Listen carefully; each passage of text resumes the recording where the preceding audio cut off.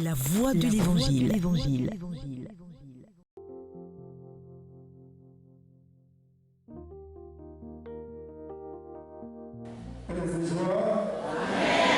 Paix et joie. Paix et joie.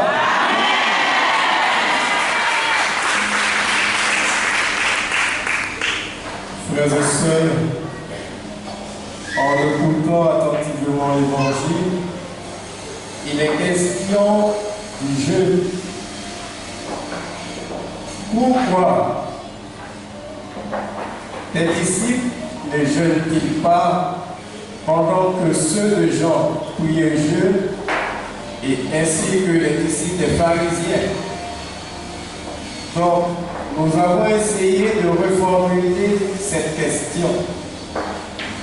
Est-ce qu'on agit par commodité de la loi en jeûnant ou pour plaire à Dieu? Parce que la question est de savoir pourquoi les disciples ne jeûnent-ils pas pendant que les autres jeûnent? Les autres jeûnent parce que la loi demande de jeûner. Mais toi, tes disciples ne jeûnent pas.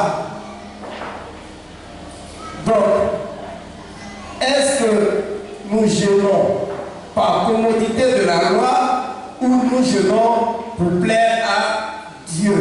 C'est ça que nous allons essayer de développer en ce jour.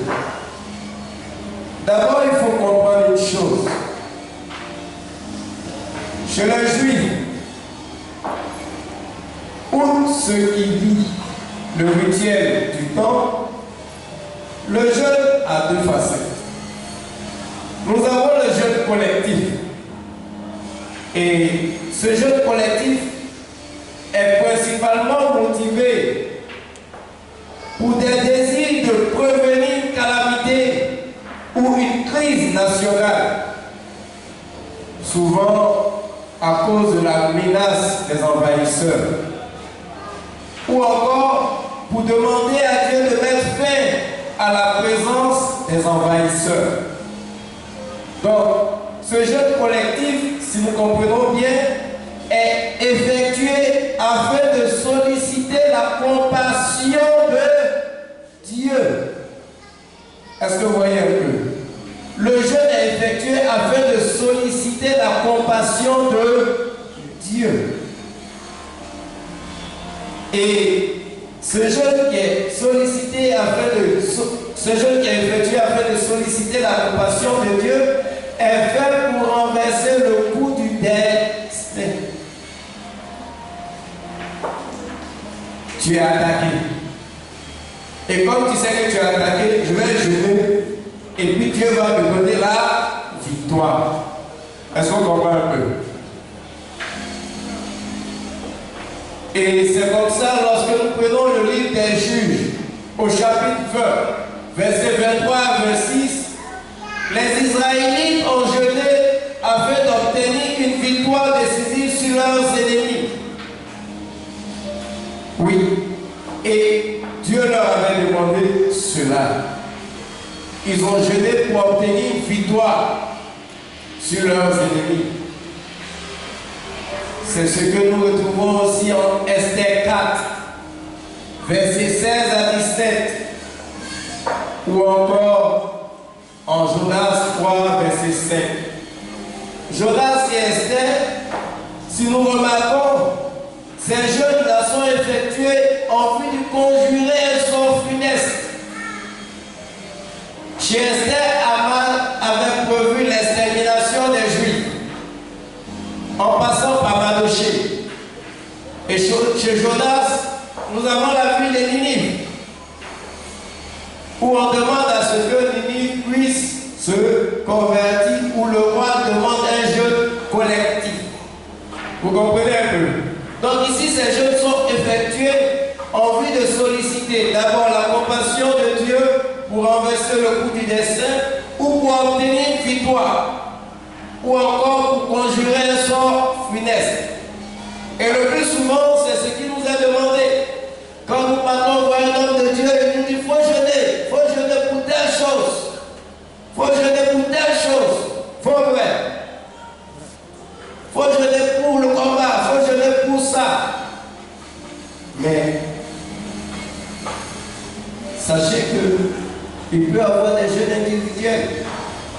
Et toujours dans l'Ancien Testament, lorsque nous prenons le deuxième livre de Samuel, en son chapitre 12, au verset 16, le roi David décide de jeûner. Oui. À cause de quoi?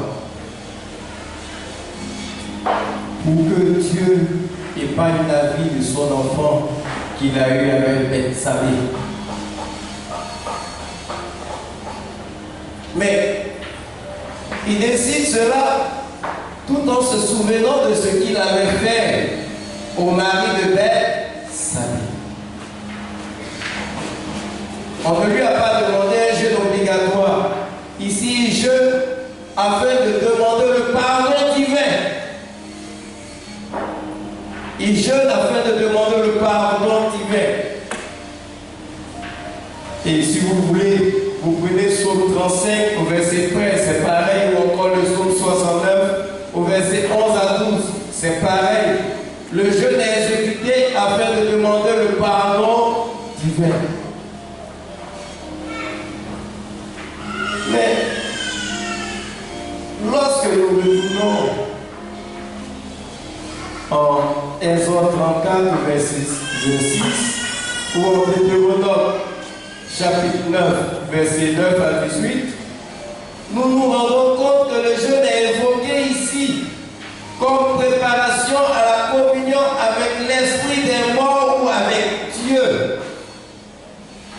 Préparation à la communion avec l'esprit des morts ou avec Dieu.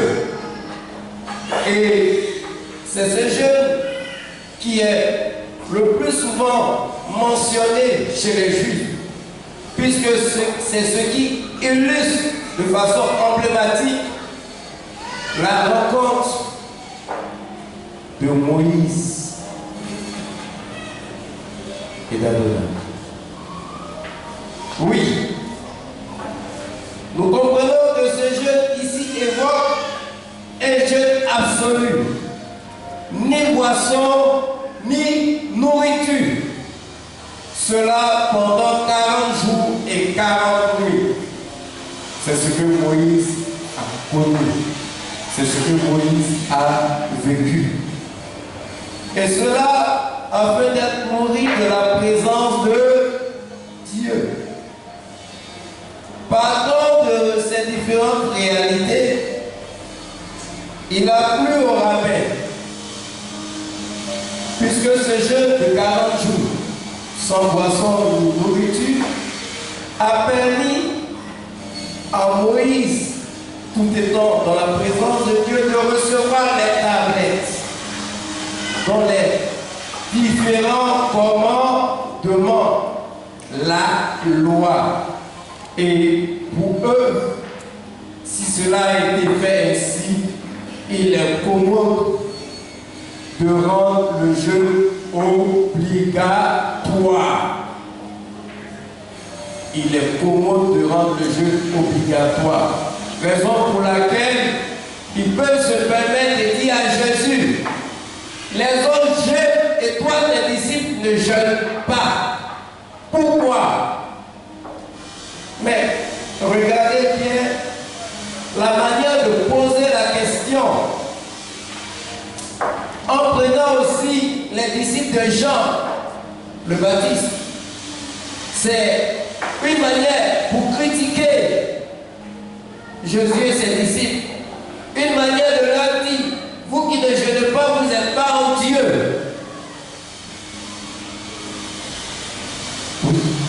Une manière de critiquer. Nous ne disons pas que le jeûne est mauvais, mais Jésus veut attirer votre attention sur le jeûne. Et il dit comme ça, pendant que le coup est là, pourquoi à la noce on va faire jeûner les gens?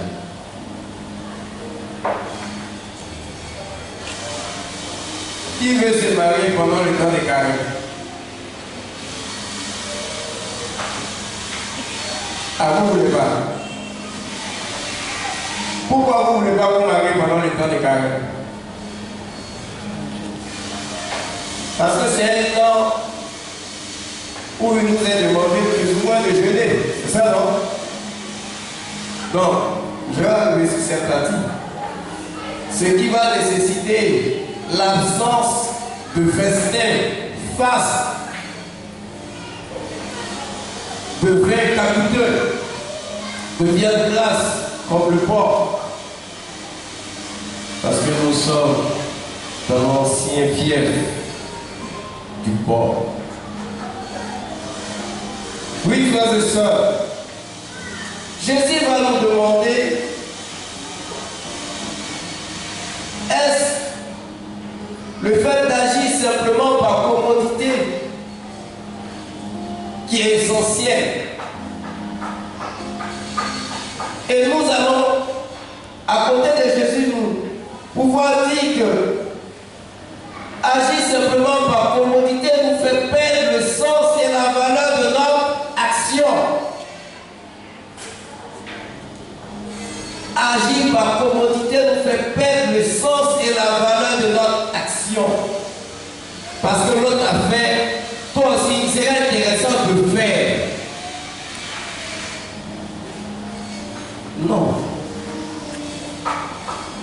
Il faut faire attention. On ne procède pas par imitation. On ne procède pas par imitation.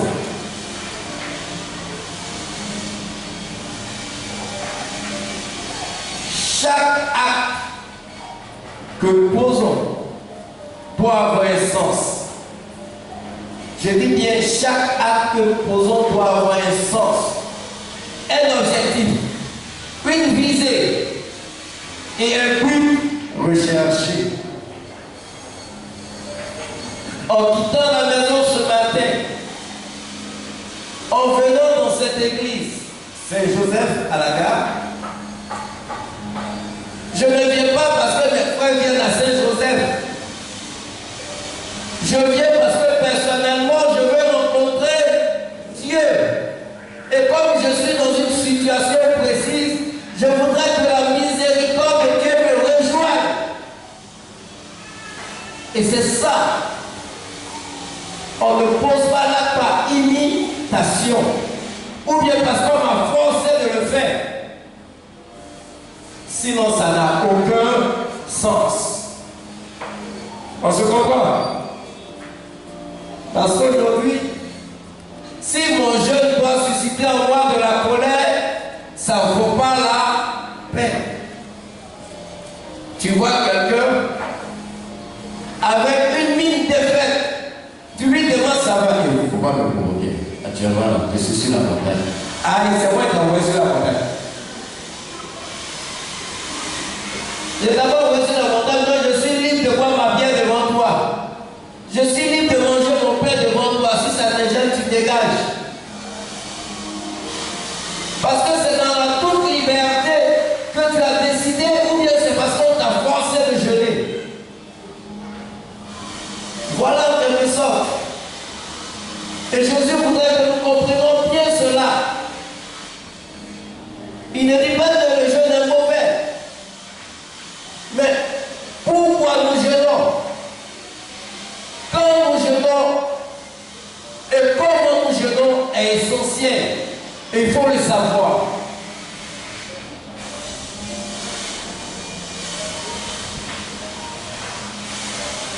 Il faut savoir aussi que lorsque je sais pourquoi je jeûne,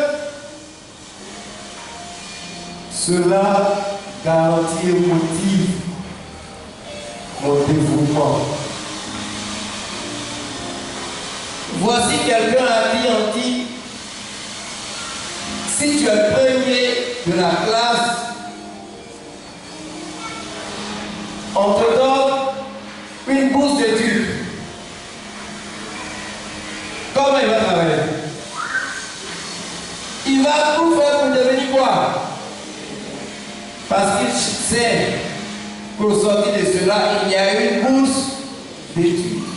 Donc ici, tu lui donnes de la garantie et de la valeur et ça te motive. Mais lorsque tu es obligé, tu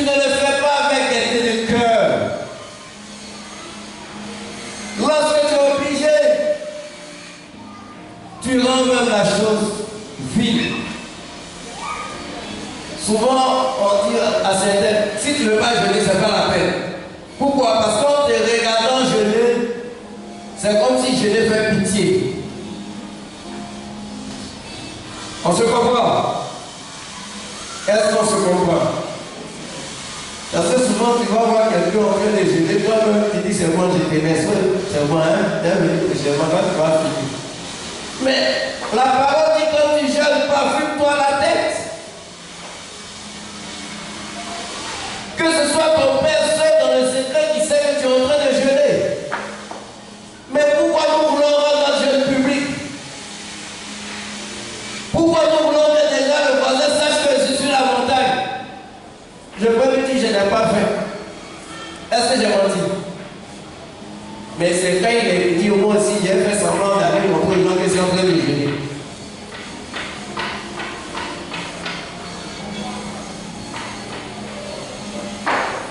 Ni la prière, ni le jeûne ne sont des pratiques à exercer juste par obéissance à une loi ou par commodité.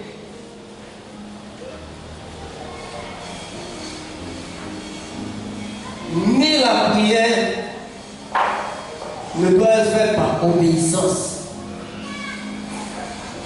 Est-ce que tu as prié? Oui, j'ai prié. Tu as la chance. Sinon, tu ne manges pas aujourd'hui. C'est que ma prière n'est même pas partie quelque part. Je prie pour te faire plaisir, non pour rencontrer Dieu. On se comprend? Tu es allé à la messe aujourd'hui? Oui, papa. Ça voudrait dire que je suis parti regarder le visage des gens. Mais est-ce que pour l'entraînement, je voulais aller à la messe? Dans la question. Parce que c'est ce qui donne la valeur à mon acte. Oui. Et c'est ce qui permet une union parfaite avec Dieu.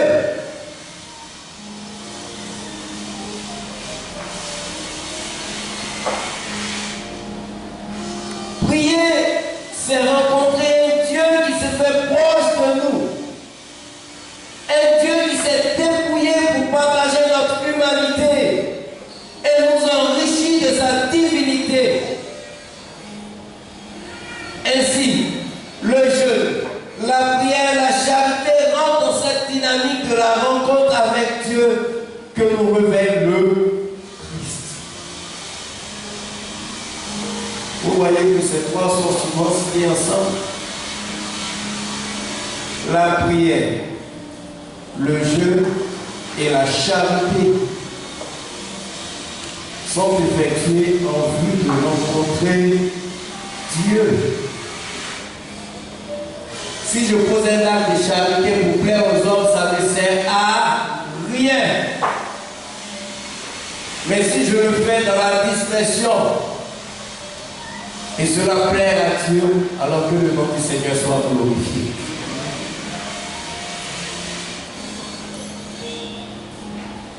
Le jeûne se présente dès lors et avant tout comme une offrande de cœur et pas une privation maladive ou dictée de façon anormale. Une offrande de cœur. Déjà même, je peux être le seul à savoir que je jeûne. Et au cours de la journée, mon sang, que je suis content, tiens, les amis, bien quoi? Ou bien quelqu'un t'a donné l'argent. Moi, je suis seul à savoir que c'est en train de jeûner. Mais mon visage rayonne. On dirait quelqu'un qui vient de manger poulet. Il faut nous montrer où tu es rentré là. Nous aussi, on va briller comme ça. Mais tu le fais pour être une offrande agréable. Une offrande qui plaît, un cœur uni.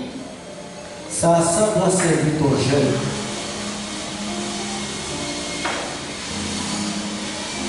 Dès lors, la grandeur du jeûne ne réside plus dans l'obéissance à la loi, mais dans l'amour de Dieu et des autres.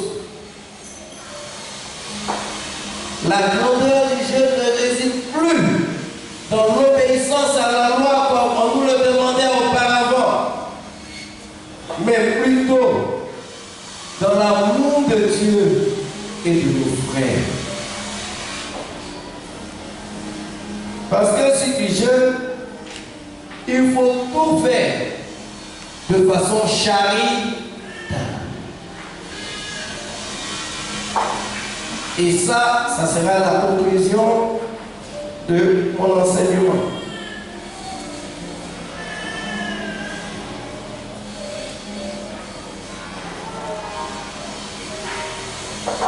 Jeûner est un chemin progressif où l'on avance avec ses possibilités physiques et surtout avec son cœur, toujours dans l'amour de Dieu et des autres.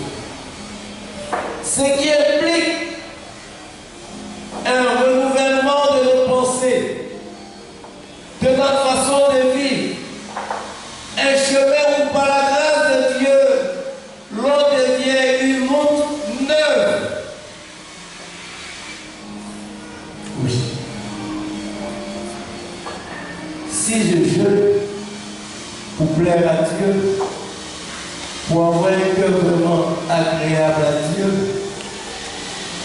et que je suis capable de poser des actes de charité, alors tu commences à avoir des pensées nouvelles. Je ne vais pas comme ces pharisiens, dit-il, autant chercher à critiquer l'autre, mais je vais chercher à comprendre l'autre dans sa situation. Oui. Entre ce pharisien qui prie dans le temple et qui dit: Seigneur, merci, toi qui m'as épargné d'être comme ce voleur. Merci, toi qui me permets de te louer chaque jour. Merci, toi qui me donnes à manger. Et suppliquait à côté: Seigneur, pardonne-moi. Je ne suis même pas dit d'élever le regard vers toi. Sois miséricordieux avec moi. Et Jésus lui dit que la grève des prières officielles du publicain, c'est pour dire qu'il a prié avec son cœur et non avec le bout de ses lèvres. Et c'est important de le savoir. Oui. À chaque fois que je jeûne, je renouvelle en moi mes pensées vis-à-vis de ma relation avec les autres. Le jeûne doit me faire progresser, ça ne doit pas m'attirer vers le bas. Parce que si ça doit susciter en moi la colère, la haine, c'est que ça m'attire vers le bas. Mais si le jeûne m'ouvre aux autres, comme on dit l'offrande de mon jeûne quand je viens, habituellement je mange placali avec Polo à midi. Et je décide de jeûner. Mon plat me revient à 1500. Est-ce que je vais prendre l'argent du jeûne pour faire continue? Ou bien je vais aider celui qui a faim ce jour-là? Et c'est ça. Lorsque je prends cette somme et que je dis à un ami: ah mais ça fait 2 jours, je t'offre le plat de midi. Mais toi non prochainement. Mais il mange avec appétit, il est content de manger. Mais il ne sait pas d'où vient cet argent. Je viens de poser un acte de charité. Oui. Et cela me fait progresser. C'est dans ce sens.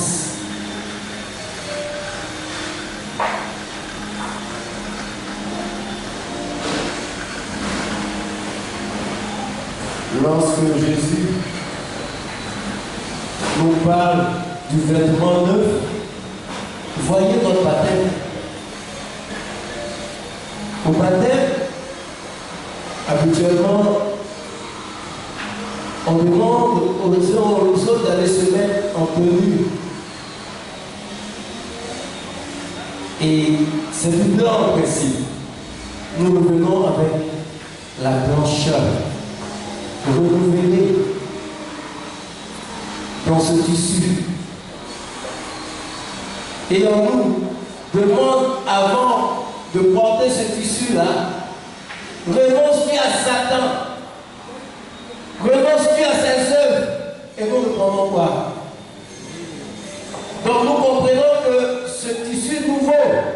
ne doit pas cohabiter avec l'ancienne attitude.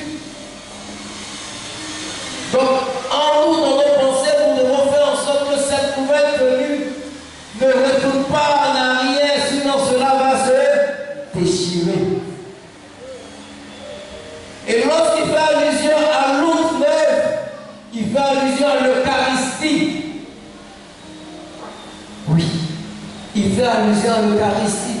Celui qui est habitué au maraboutage, il ne voit pas la portée de l'Eucharistie.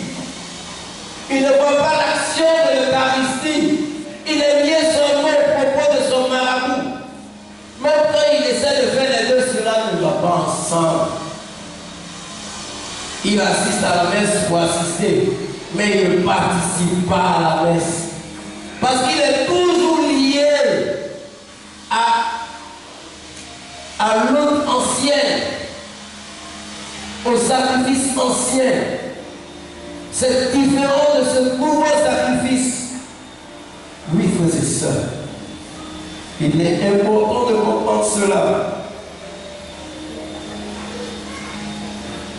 Le jeûne est loin d'un légalisme. Un légalisme qui nous emprisonne. Le jeûne fait de nous des offrandes proches du cœur de Dieu. Certains me diront, mais pourquoi l'Église nous demande de jeûner? L'Église nous propose et rend 2 jours obligatoires, le mercredi des cendres et le vendredi saint. Oui, il faut comprendre que ce que l'Église nous demande durant ce temps de carême, c'est pour que chacun devienne, à travers cette préparation spirituelle, des êtres nouveaux à la Pâque. Des êtres nouveaux à la Pâque. Regardez l'Église, avant on disait, le jour là, il ne faut pas manger viande, il ne faut pas boire boisson, c'est ça, non? Mais aujourd'hui, vous entendez ça de l'Église. L'Église laisse chacun dans sa disposition. Tu sais ce qui te convient pour plaire à Dieu. Imaginons que chez moi, je n'avais pas l'argent pour acheter 1 kilo de viande. Est-ce que je jeûne? Si on dit qu'il ne faut pas manger viande, je ne peux pas acheter viande. Donc, s'il n'y a pas de viande dans mon repas, on va dire que je jeûne. Je n'ai pas jeûné. C'est parce que ça manque quelque chose. Par contre, si tous les jours je bois, je fume, alors, pour plaire à Dieu, je vais dire carrément, Seigneur, je veux me priver de cela. Parce que quand je bois, je me rends compte que je ne suis pas agréable.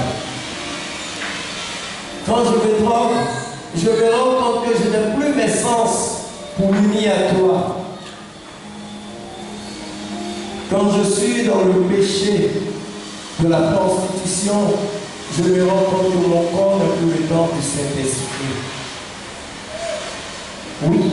Et chacun personnellement se connaît. Chacun se connaît. Et chacun est appelé à faire son effort. C'est pour cela la manière de le faire ne dépend pas de l'obligation. Cela dépend de la volonté de chacun.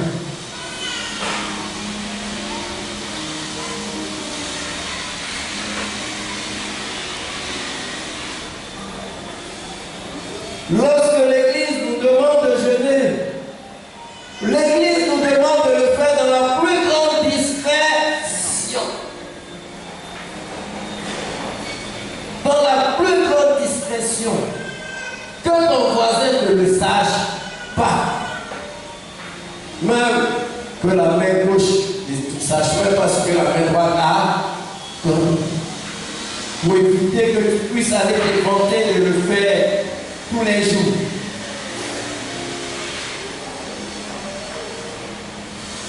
Et nous pouvons dire que c'est pourquoi la nouveauté de l'Évangile ne peut s'accorder avec les vieilles habitudes.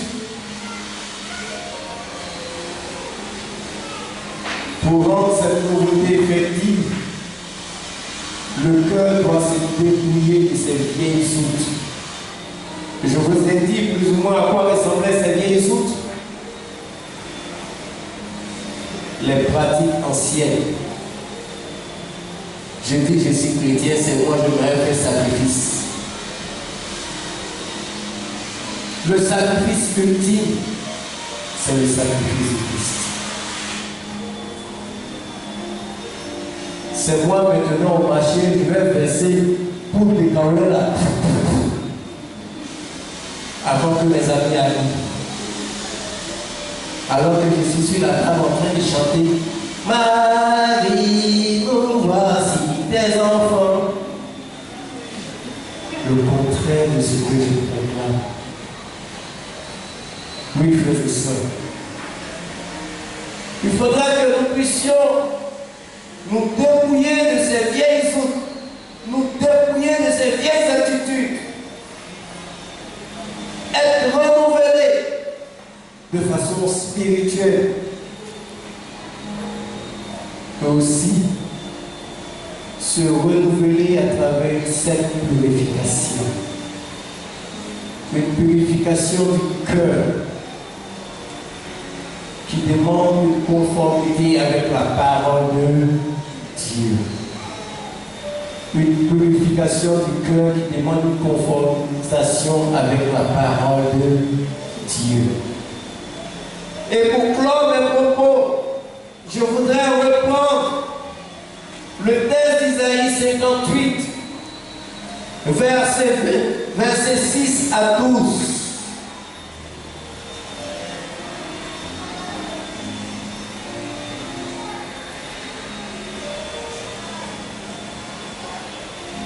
Voici le jeûne qui me plaît.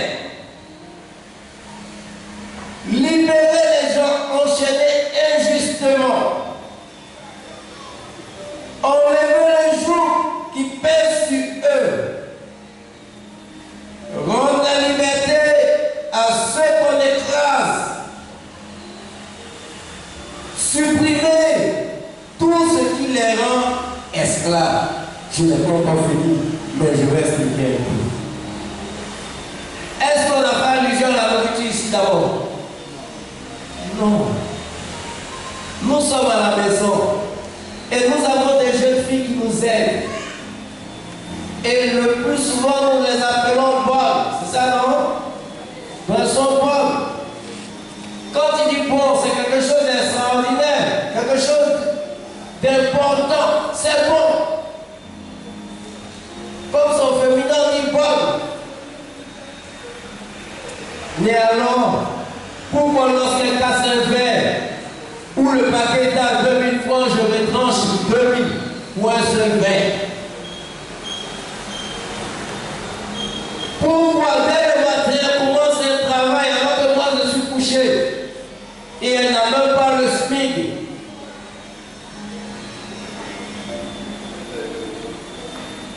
Est-ce qu'une autre personne ou encore un enfant de Dieu qui se trouve à m'écouter? Ce jour que je fais porter à cette personne, le prophète me dit que cela ne plaît pas à Dieu. Et si je continue, mon jeu n'est pas agréable à Dieu. Je suis en entreprise. J'ai des responsabilités, il y a des personnes avec moi. Mais pour faire sentir mon poids de responsable, chaque jour, je dois leur donner encore de fausses accusations pour que chacun vienne vers moi. Patron, pardon. Patron. À quoi ça sert si je le fais? C'est que je ne plais pas à Dieu. Alors pourquoi les genoux? Oui, frères et sœurs, libérez les gens enchaînés injustement.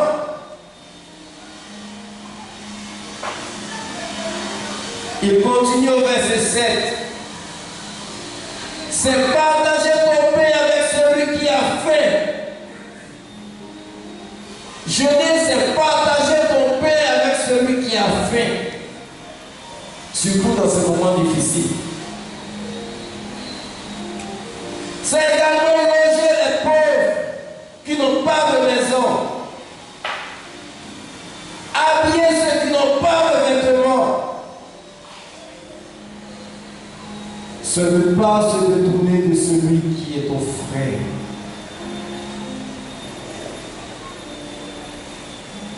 Alors, ta lumière jaillira comme l'aurore et ta plaie se fermera vite. Tes bonnes actions marcheront devant toi et la gloire du Seigneur fermera la marche derrière toi.